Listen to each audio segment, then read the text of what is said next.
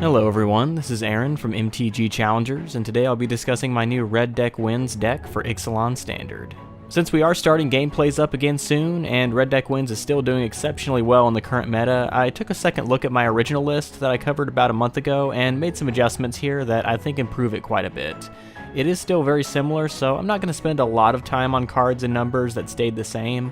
I'll mainly be focusing on the changes I made, and I'll link the original deck tech in the description if you'd like to check it out. Anyway, for those who are unfamiliar, Red Deck Wins is just another name for mono red aggro, so it plays a lot of really efficient creatures with abilities like haste to be able to swing in and deal a lot of damage really fast. We play a lot of direct damage removal to keep blockers at a minimum, and the deck is just generally very focused on taking life off of our opponent in any way possible to win as quickly as possible. So getting into the creatures here to start, the 1-drops are nearly identical to the last build, still of course have the playset of Bomat Courier. It's all around fantastic, one of the best cards in the entire deck. Comes down on turn 1, pings for 1 right away, and then can refuel your hand in the later game, which is great for Hazoret's ability and just general tempo and options. Rigging Runner also makes the cut again, cut it down from 4 copies to 3 here. It was really hard to do since it's a fantastic aggressive creature. A 2/2 first strike for 1, in most cases anyway, is exactly where red wants to be. I just had to make a bit more space for the other changes I wanted to make. And then I have the playset of Soulscar Mage like last time. Truly an excellent card, gets pumped every time you play a removal spell, and makes those removal spells much more potent by making their effects permanent, in the form of -1/-1 counters. Up against other aggro decks, this wouldn't really be that relevant, since it would just kill them anyway in most cases, but against mid-range decks that run bigger creatures than we do, it can really tip the scales back in our favor. Moving on to the 2-drops, again, not much has changed at all, still have 4 Earthshaker Kenra, another one of the pillar early creatures, has haste, like the Courier, so it starts bashing in right away, and takes out a blocker, so your 1-drop you played before him can get through as well. The Eternalize doesn't happen that much, but it certainly is there if the game should go on a bit longer. And similar to the Rigging Runner, I cut out a Carry Zev. I'm running 3 in this new build as opposed to 4, mainly because it's legendary, and there were just better things to put in the place of one of those copies. Still an excellent card, basically a 3/4 for 2 that splits into 2 creatures, which is usually better, so it's very much a card that Red Deck Wins wants to play. And Crop Crasher is still here with a full playset. A 3-powered haste creature that can take out a blocker multiple times over a game is definitely highly desirable for an aggro deck. If there's one thing we don't want our opponent to be able to do, it's block our creatures. I took out the 2 Skin Shifters entirely from this build. They were in the last one for a very simple reason. It's a bad card. I really wanted to add another 3-drop to make the curve a bit more consistent. That's mainly why it was in there. And it was a new card from Ixalan, so I wanted to see how it performed. And I found out. It's just a bad card. There's so many better things you can do with this deck than a 3-drop creature that needs to have another attacking creature to copy to do anything. Moving on to the bigger creatures, we have a playset of Hazoret the Fervent. Certainly no change here, it remains the deck's primary win condition. A 5-power haster for 4 is just insane, and exactly where red wants to be for a finisher. The restriction might seem pretty bad, but it really isn't because it goes along with what an aggro deck does anyway, which is to dump their whole hand out on the field in the first 4 turns or so. So you can drop Hazoret, a lot of the time swing in with it right away, and then sack your turn 1 Courier, refuel your hand, and discard all those cards next turn to just deal your opponent a ton of damage, and at that point the game is almost certainly over. Then for our final creature we have Glorybringer, one of the biggest additions to the deck.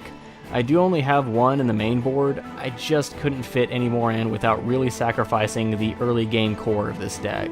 A lot of the more mid-rangey Red Deck Wins decks are running 4 of this card. I just wanted to make my version a little more aggro and have more 1-drops. For game 1, it's basically an alternative to Hazoret. If you don't have it in your hand, you play this big dragon instead that flies over for 4 immediately and can take out a blocker for one of your guys on the ground as well. You can exert him multiple times over the course of a game and take out more and more stuff each time, but ideally the game will be over by turn 5 or 6. Moving on to the spells, still have the 2 main board shocks. Always like having a 1-mana burn spell going into game 1, just in case, especially one that can deal damage to the face if the creature ability isn't relevant. One of the first things I learned when I was playing the previous version is that you really do need some Abraid's main board, so I'm doing 2 in the main and 2 in the side for this one. It's just a great spell overall. Both modes are most likely going to be relevant in any given game, and if on the off chance they aren't, you just side them out in game 2 and 3 in favor of some more specific removal. I still have a playset of Lightning Strike, just a really solid spell. 3 damage kills a good amount of things, especially against other aggressive decks, and 3 damage to the face can be fairly significant to close the game out. And Chandra, Torch of Defiance is still here, of course, 2 copies in the main board. One of the very best cards in Standard at the moment. Every single ability is powerful and relevant. It's card advantage, free mana, or some removal depending on your situation. And suffice it to say, you probably will not be losing the game if you get the emblem out. That does it for the spells. Let's take a quick look at the mana base. First, I have 4 Ramanap Ruins. Great utility land in the late game, just to be able to push through some extra damage with your lands. And it comes in untapped and can tap for red if you need it to, so there's no tempo loss at all with it. Then I have 4 Sun-Scorched Desert, just the perfect land for a monocolored aggro deck like this. It pings them when it enters, comes in untapped, and you can sack it to the Ruins to get more activations off of it. Also, you can play it turn 1 and still cast a Courier, which is a really nice sequence. And then I have 15 mountains for a total of 23 lands, up from 22 before. No other difference whatsoever between the mana bases. I just have an extra mountain in this one because the curve does go up a bit higher with the Glorybringer. That is it for the main board. Now we move on to the sideboard. Harsh Mentor is still here, down to 2 copies rather than 3.